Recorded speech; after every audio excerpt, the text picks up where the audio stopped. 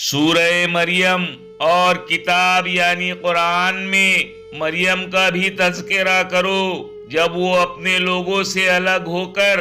مکان کے مشرقی حصے میں چلی گئی، پھر انہوں نے ان کی طرف سے پردہ کر لیا تو ہم نے ان کی طرف اپنا فرشتہ بھیجا،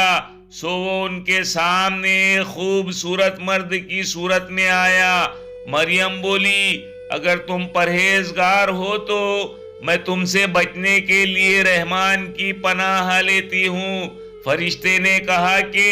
میں تو تمہارے پروردگار کا بھیجا ہوا یعنی فرشتہ ہوں، اور اس لیے آیا ہوں کہ تمہیں پاکیزہ لڑکا بخشوں۔ مریم نے کہا کہ میرے ہاں لڑکا کیوں کر ہوگا جبکہ مجھے کسی مرد نے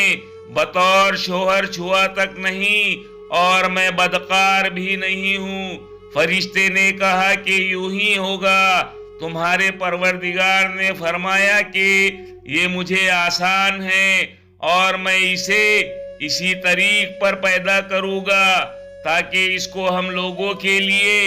اپنی طرف سے نشانی اور ذریعہ رحمت بنائیں، اور یہ کام مقرر ہو چکا ہے۔